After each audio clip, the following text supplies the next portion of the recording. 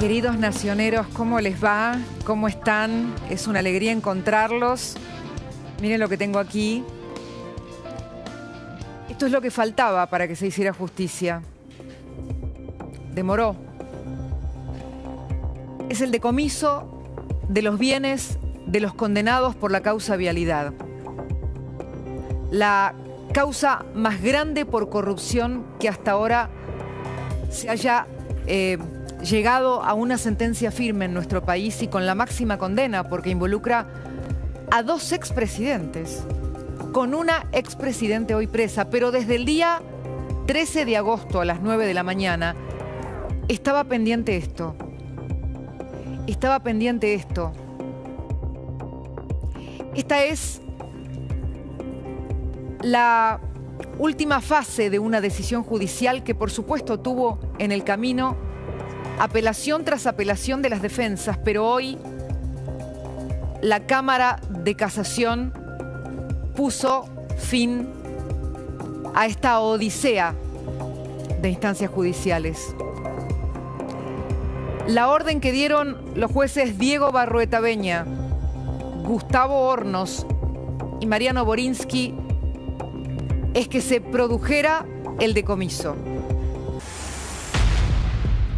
Estamos hablando de 111 propiedades. La mayoría son de Lázaro Báez, pero ya sabemos que en esta historia Lázaro Báez es prácticamente una extensión del imperio económico de los Kirchner. Hay 19 propiedades que son de la expresidente y sus hijos, porque dos de estos jueces consideraron que la trazabilidad del lucro, de la corrupción, del robo público, no es algo tan lineal como para determinarse por fechas o dejar afuera a bienes que tengan que ver con los traspasos que hizo la expresidenta cuando ya se habían originado estas causas a sus hijos, Máximo y Florencia. Y estamos en contacto con la periodista Mariela Arias, desde la Patagonia, desde Santa Cruz, que conoce muy bien de qué estamos hablando y de lo que significan estas propiedades, porque incluso investigó este expediente cuando era un territorio muy hostil la provincia de Santa Cruz. Mariela, un gusto tenerte con nosotros. Gracias desde ya. Y tus primeras palabras con esta decisión de la justicia. Hola Cristina, ¿cómo estás? Gracias por este contacto. Sí, la verdad que da la impresión que es un golpe al patrimonio, pero también al núcleo, si se quiere, emocional de los Kirchner. Porque hay tres de las propiedades a decomisar que tienen que ver con el origen del patrimonio, pero también tienen que ver con los afectos de Cristina Kirchner, como es el Hotel Los Sauces, que era su hotel favorito. Entonces, la decisión, además, algo que impresiona es que en el 2016, yo recuerdo cuando íbamos al registro de la propiedad inmueble y nos encontramos con el dato concreto de que todas las propiedades que estaban a su nombre habían sido pasados al nombre de los hijos. Año 2016, 10 años pasaron. Creo que este fallo de algún modo también demuestra que es transgeneracional, es decir, no se pudo esconder y no pasa esta treta de pasar todo el nombre de los hijos para que de algún modo preservar el patrimonio, evidentemente hoy quedó totalmente desactivada, ¿no? Te voy a proponer, Mariela, que hagamos un recorrido por estas propiedades que vos llamás propiedades emblemáticas del imperio económico, pero también de la historia, si se quiere, emocional, biográfica de los Kirchner. Lo que dice Mariela tiene que ver con algo que discutieron los fiscales y los magistrados que participaron de toda esta odisea judicial, un caso que lleva más de 17 años en los tribunales. Y tiene que ver con la decisión de traspasar los bienes a nombre de los hijos para considerarlos bienes familiares exentos de ser alcanzados por un eventual decomiso. Pero en su momento Ya lo había dicho el doctor Diego Luciani, Mariela, que esta decisión se toma ya a sabiendas de la imputada, de que esos bienes podían ser capturados por la justicia y prácticamente como una treta para evadir los alcances de la reparación en un caso de corrupción, que no solamente pueden considerarse como tales con la pena de prisión, ni tampoco con la inhabilitación de cargos públicos por haber robado dinero del erario público mediante una defraudación, sino con no seguir lucrando con lo robado. Porque ¿de qué reparación hablamos si después de robar te quedás con lo que robaste? Mira,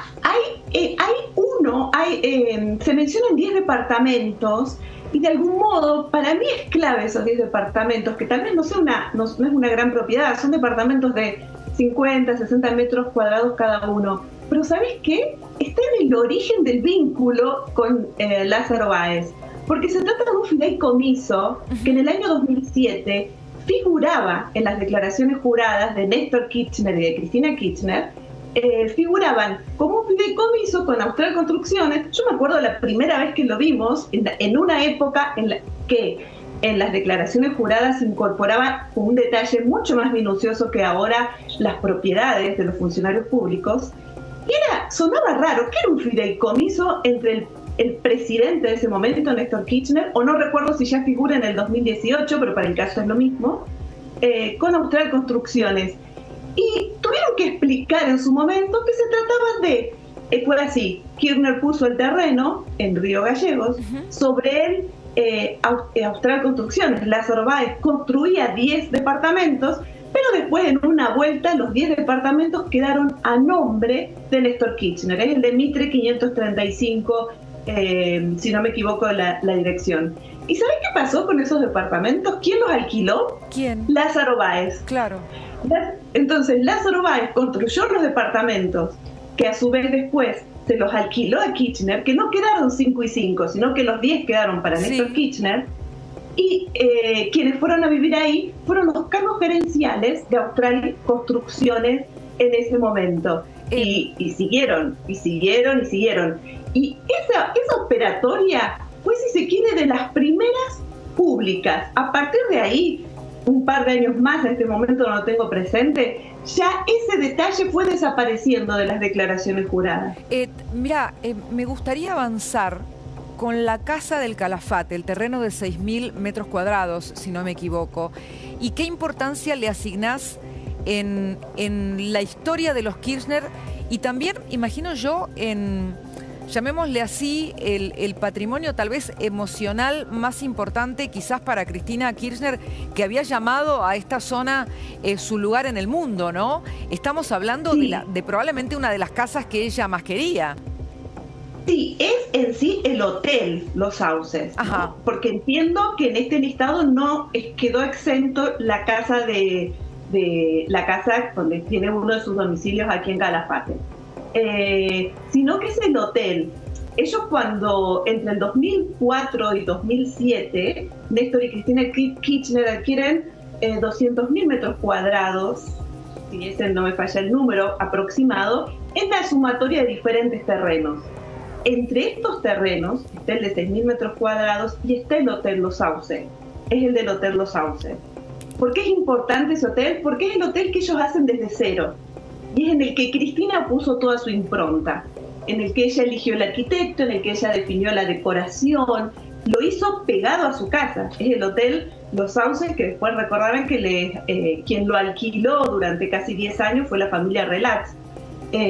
Hasta 2016, creo que un tiempo lo tuvieron en la administración hasta que finalmente está cerrado. Hoy hace 10 años que ese hotel está totalmente cerrado. Claro, te iba a preguntar eso, hoy es un hotel fantasma.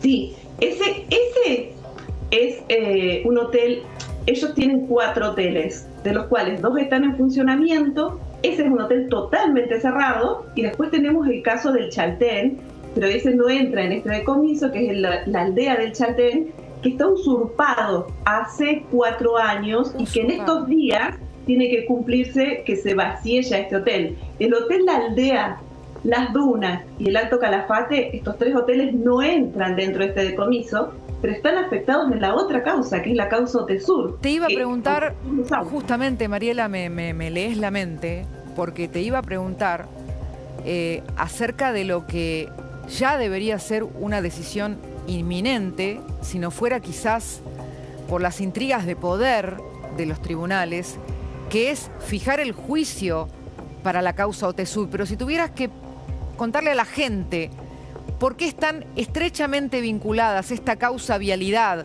en la que hoy vemos que se ordena y se confirma el decomiso, que ya estaba escrito en la sentencia que dejó firme la Corte Suprema, ¿cómo se conectan ambas causas y por qué le preocupa tanto a Cristina Kirchner el avance de la causa Otesur? Bueno, cuando vimos el juicio de vialidad, todo el tiempo salía el nombre de los hoteles de Otesur, Los Sauces y las empresas de Baez.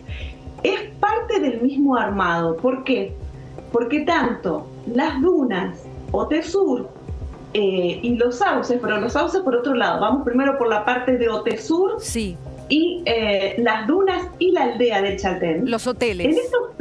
En estos 3 hoteles, ¿qué pasaba? Estaban administrados por Lázaro Báez a través de una empresa que se llamaba Valle Mitre, una empresa que no tenía mucha experiencia hotelera, pero que Néstor Kirchner se los alquila en el mismo esquema que les alquilaron a los Relats el Hotel Los Sauces, y de ese alquiler, en ese periodo, a su vez, lo administraban, y no solo administraban, sino que después alquilaban habitaciones a por lo menos 10 empresas de Austral Construcciones. Se alquilaba a sí mismo el hotel, claro, para después pagar esos beneficios de esa ocupación a sus dueños, que eran los Kirchner. Y acá lo que sospecha la justicia es que así lavaban el dinero que entraba por la corrupción.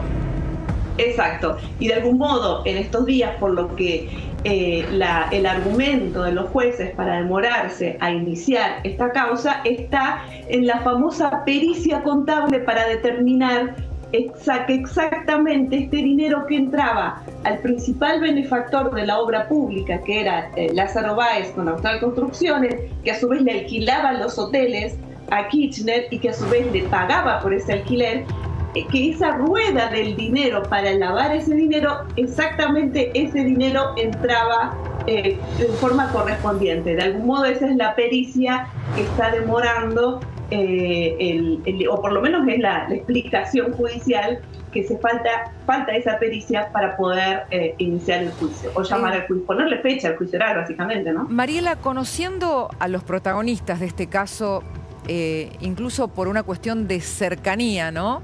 De cercanía. ¿Qué pensás que significa esta orden judicial del decomiso para Cristina Kirchner?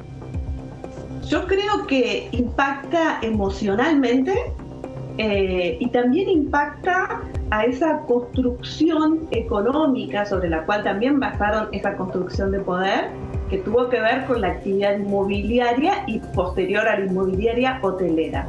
Entonces, creo que aún más que este decomiso, en un punto es casi más fuerte aún, pienso, que la propia prisión. Porque es... Para vos es más fuerte el decomiso de los bienes que la prisión, decís. Depende de lo que para cada uno signifique la libertad, ¿no? Por eso es solo una opinión. Pero visto desde afuera, por la importancia que ellos le dieron a esa construcción económica, finalmente que sea decomisado todo aquello por lo que estuvieron construyendo, que es es un imperio económico sobre el cual después también se basó la construcción de un poder político, ¿no? Sí, claro. Que no está separado uno del otro, sí, claramente. Sí. Creo que es realmente un golpe muy fuerte. Primero porque es el hotel, que era el hotel favorito de Cristina, era Los Sauces, sin ninguna duda de eso. Fue el que ella eligió el terreno, lo construyó al lado de su casa y le puso toda su impronta, ¿no? Eso no era el hotel boutique, se destaca totalmente del resto de sus otros 3 hoteles que eran comprados y después ampliados. Esto fue construido desde cero. Primero eso.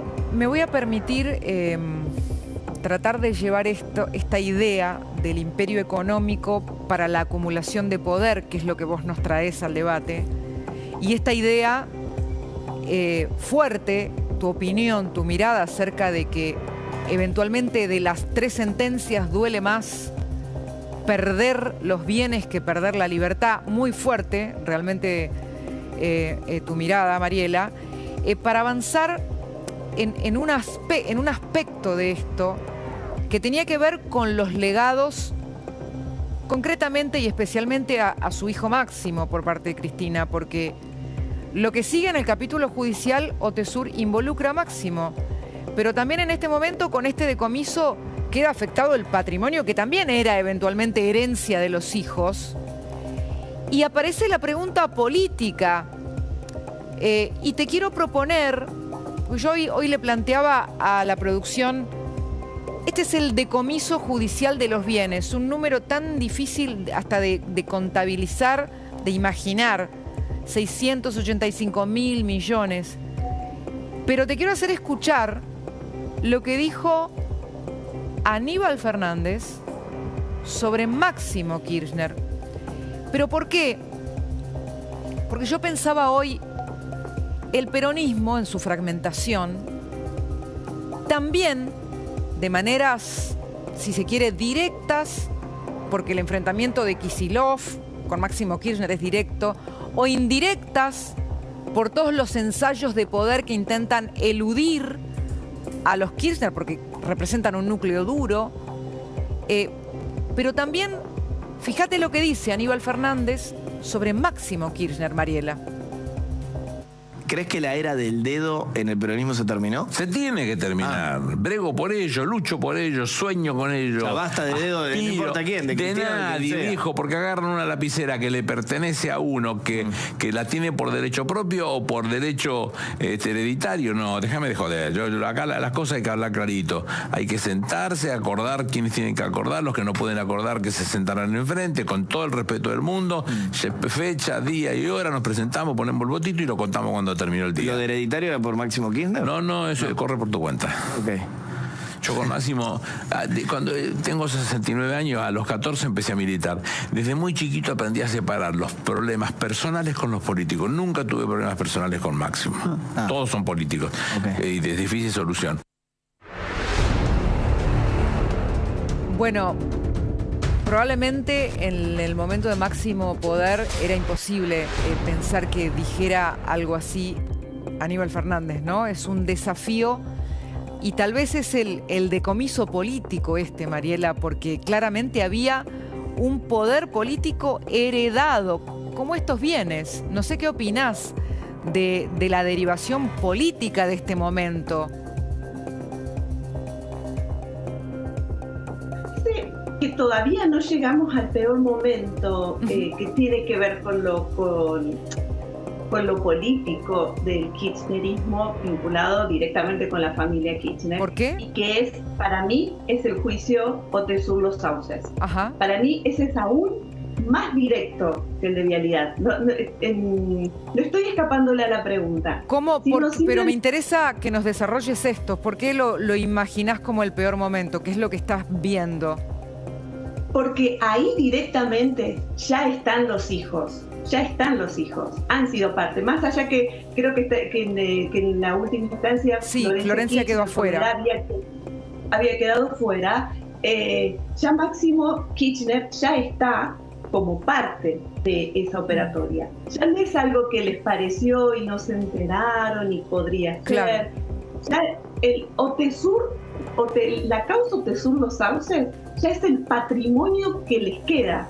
Esto es más, cuando hace unos meses trabajábamos en tratar de identificar qué de esas propiedades iban a una causa o a la otra, porque el problema es que en definitiva el patrimonio de ellos es uno solo, el patrimonio familiar, pero queda algunas en una causa y otras en la otra. Por eso no entran estos hoteles en la causa Vialidad, o sea, hubo que separar esas diferencias. Entonces, en realidad, en la causa Vialidad ingresaba el Estado, el usufructo del Estado para el beneficio propio. En cambio acá ya es directamente el patrimonio exclusivo de ellos. vinculado con la causalidad, pero están ellos.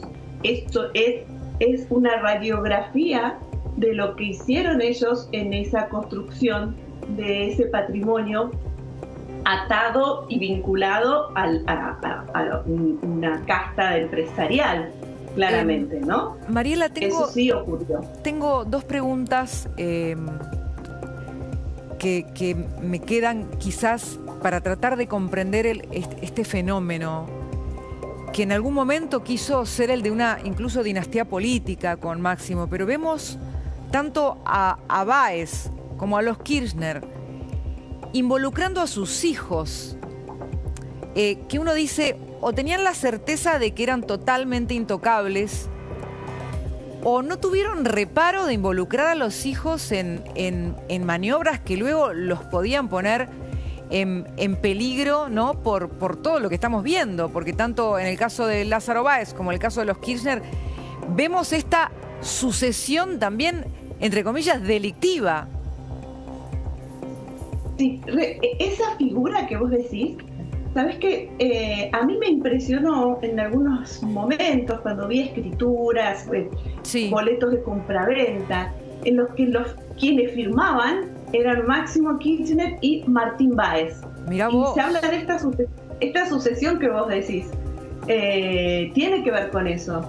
Mirá, hay algo, ya en el 2013, recuerdo, cuando encontramos ese condominio que era de Cristina Kirchner con Lázaro Báez, que fue de algún modo la primera prueba documental que los unía. Un terreno de 87.000 metros cuadrados aquí en Calafate, que es un condominio de parte indivisa, o sea, nadie podía hacer nada sin avisarle al condominio. Al día de hoy no hay nada. Sin embargo, ese 50% de Báez se remató. Cuando Cristina hace el traspaso, de sus bienes en el 2016, le traspasa también a sus hijos su parte, o sea, sí, su 50% de ese terreno. Digamos, ya en el 2016 no hubo ningún prurito en te traspaso este lío que tengo en la mitad de este lío que tengo con Báez, se lo traspaso en nombre de Máximo y de Florencia. Y la última... Es un poco raro o todos fingen demencia en un punto. Uno no pensaría en traspasarle un lío único, ¿no? No, totalmente. Y la última pregunta, Mariela, tiene que ver con si hay alguna anécdota de tu investigación periodística en el terreno, tan cerca de los protagonistas y de su origen político-territorial, que de alguna manera describa lo que significó también seguir esta causa, seguir estas investigaciones a lo largo de tantos años de tu vida. Sí, hay una tiene que ver con el momento que encontré ese documento, pero hay un momento previo a eso, y que creo que te lo compartí alguna vez, y que tuvo que ver en el año 2013, sí. Estábamos en junio, julio, y yo en ese momento estaba embarazada, siempre lo recuerdo, y estaba en el registro de la propiedad inmueble, yo, mi panza y mis carpetas, y había ido a pedir una de las cientos de hojas de los pedidos que estábamos haciendo, porque en ese momento el foco lo teníamos puesto estrictamente en Lázaro Báez, y cuando estaba ahí adentro de este registro de la propiedad inmueble, que es un organismo público de Río Gallegos, yo esos pedidos no los podía hacer a nombre propio. En el caso de, Santa Cruz, parecido a otras provincias, que uno lo hace con un abogado o un escribano, yo los iba a buscar cuando ya estaba el informe de dominio. Y estaba con la carpeta llena de papeles con las propiedades de Báez, y suena mi teléfono, y era Lázaro Báez. Y que justo me llamaba, yo no tenía lo conocía de alguna actividad pública, pero yo no tenía un trato con él de ningún modo. Y me llama de un teléfono que no se identifica, el teléfono, y ahí me dice en ese momento que qué problema tenía yo con él. A mí lo que más me llamó la atención era por una nota que había salido ese mismo día en el diario sobre, no sé, la cantidad de, creo que era la flota de 1000 autos. Sí. Porque me dice, ¿qué problema tenía yo? Que si a mí no me había pasado nada, si ellos siempre, o sea, como que me podría pasar algo. Claro, no, raro, tremendo. Si a mí nunca me había pasado nada, ¿por qué yo de algún modo, no recuerdo la palabra, era como insistía y publicaba esas notas en contra de él? Entonces yo le digo, si él quería decir algo o aclarar, lo podía hacer. Y me dijo, no, porque además hay un error, yo no tengo 906 autos, tengo más de 1000 autos. Ajá, bueno. Y me acuerdo que fue, digo, si usted quiere hablar, hablamos, lo entrevisto, están las puertas abiertas. Y ahí terminó la comunicación. No, por supuesto que no tengo nada que decir. Y ahí terminó esa comunicación, que a mí lo que el escozor, después lo pensé, era que me llamaban mientras yo estaba dentro del registro de propiedad inmueble. Wow. Con lo cual, en ese momento, estamos hablando de 2013, el gobierno era provincial, estaba todo alineado en Santa Cruz, sí, ¿no? Nación, provincia, municipio. Y quedaba claro que sabía estabas ahí. Sí, tremendo. Tiene intención de perseguirme. Pero ese fue uno de los momentos. Después hay otros más, algunos más amargos que otros, pero yo me quedo con ese momento, que creo que lo difícil muchas veces es el desafío, ¿no? Investigar al poder cuando el poder está arriba, no cuando el poder ya está abajo. Ahora parece algo casi burocrático, no lo es. Son casi 2 décadas de investigación. Gracias, Mariela Arias, por estar con nosotros hoy. Gracias a vos, Cristina. Un cariño enorme. Amigos, tengo acá, como les decía, este fallo, pero hay muchos otros temas. Voy a hacer un poquitito de desorden porque tengo que tomar acá mis otros papeles. Y voy a la mesa un ratito. Le quiero preguntar a Cami. Tenemos un informe especial con el tema Malvinas, muchas cosas para contarles. Pero antes, hola Agus, hola Gus, hola Cami. Cami, tengo una duda, a ver si vos me podés ayudar. Esta decisión de la Cámara de Casación del decomiso, ¿tiene alguna otra instancia de apelación considerando que el voto del doctor Mariano Borinsky fue en contrario de la posibilidad de decomisar los bienes que había traspasado la expresidente a sus hijos? ¿O ya por ser la Corte Suprema la que en su momento deja la sentencia firme, esto ya se terminó? No, porque esto ya es la ejecución, o sea, ya se puede eventualmente apelar, pero no por el voto disidente de Borinsky, que por cierto es bastante interesante porque el contenido de este fallo es histórico. Ahora te destaco por qué creo que es particularmente importante para lo que será en el futuro las causas de corrupción.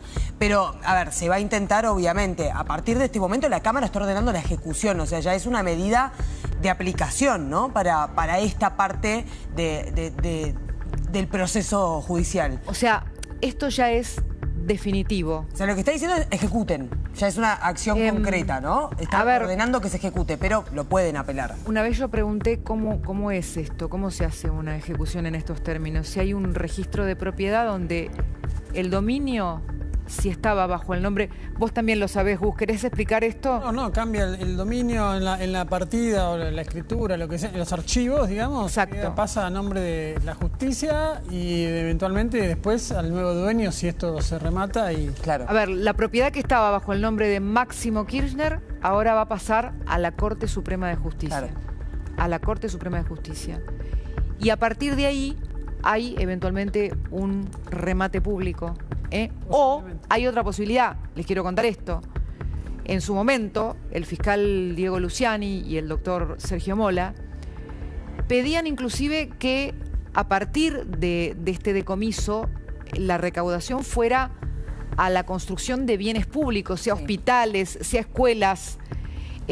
También puede pasar que la Corte eventualmente decida que X propiedad se destine a un fin específico que tenga que ver obviamente con bienes públicos, es decir, con cuestiones que hagan a la reparación, ¿no?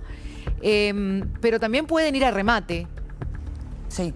No, a ver, lo concreto ahora, en realidad la ejecución de las penas se confirmó cuando la Corte cuando la Corte, digamos, dio su última opinión, ¿verdad? Lo que sucede es que después de todas estas ejecuciones se empezaron a apelar y entraron en el camino sinuoso a veces de lo que es la justicia y sus instancias, ¿verdad?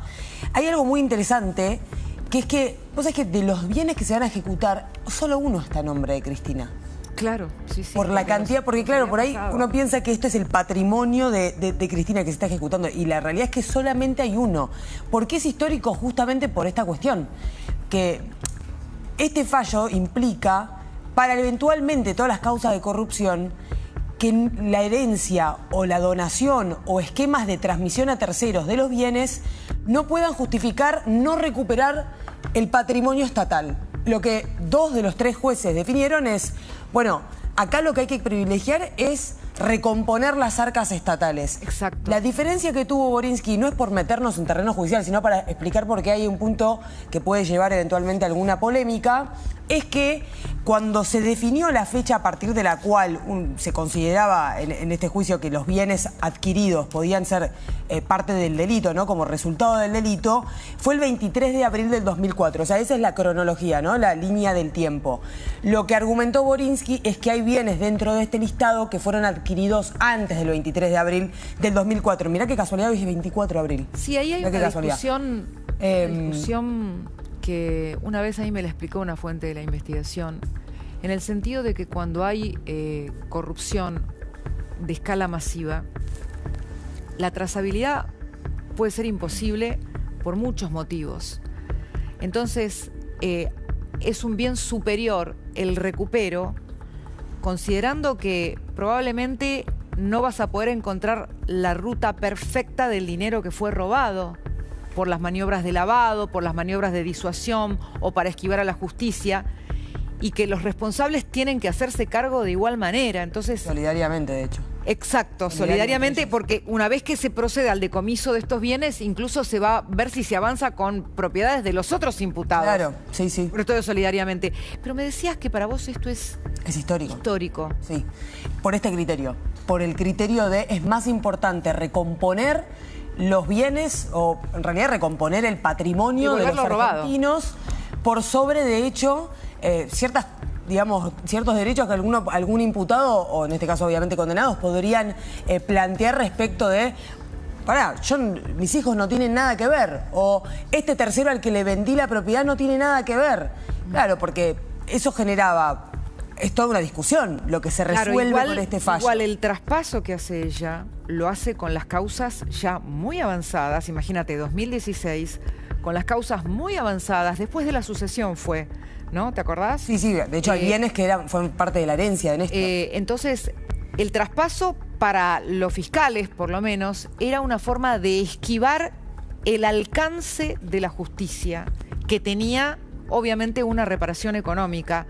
Claro, pero es tremendo porque además de esto que vendría a ser como insolventarte de forma fraudulenta para que después nadie te pudiera reclamar, en este caso el Estado no te pueda reclamar, ni siquiera se pone como punto central sino que se dice, no, lo más importante es recomponer las arcas estatales de lo que fue una derivación del delito. Ahora, de la corrupción. Pensando, y lo pienso con ustedes, cuando uno habla de impunidad, esa frase, ¿se acuerdan? La frase de Gibran, el poder es tener impunidad, ¿no? Era la frase. Es decir, que no te pueda alcanzar la justicia. Hay un costado de esto que pasa, que también es a futuro, porque el que siga lo va a pensar. Porque si esto quedaba en nada, ya no hay vuelta atrás. Digo, no sé si tenés una opinión, Gus, también de esto. Desde ya, ese es muy importante lo que dice Camila respecto a que acá no te vas a hacer el piola trasladando los bienes a otra persona. Vamos al kilómetro cero de cuando empezó todo esto y lo ejecutamos. Para aclarar un poquito más, la cifra es equivalente a casi 490 millones de dólares, naturalmente. Pero a mí lo que me sigue llamando la atención es una persona condenada ya en última instancia por la Corte Suprema, que ahora viene esta nueva decisión de la justicia. En cualquier otro país, una persona así tendría cero poder político, cero influencia en la política. Y acá todavía, si bien va menguando de a poquito, sigue jugando un papel importante que obliga a muchos dirigentes a decir, lo primero que hay que hacer si volvemos al poder es liberar a Cristina. O sea, tiene un peso específico, grande, chico, mediano, pero que todavía está ahí presente en la discusión de la política. Sin duda es un gran punto.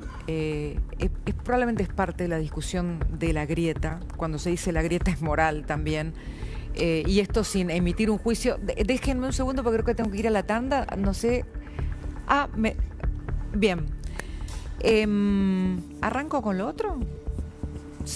¿Sí? ¿Estamos bien? No, me interesa esto, los tiempos que tengo, porque el tema es bravo, el otro. ¿Cómo estás, Agustín? Todo bien. Muchas cuestiones para hablar, ¿no? Demasiadas. ¿Me querés acompañar? Vamos. Permiso, chicos, me dejan. Tengo algo que hacer con Agustín. Allá en la pantalla. Amigos,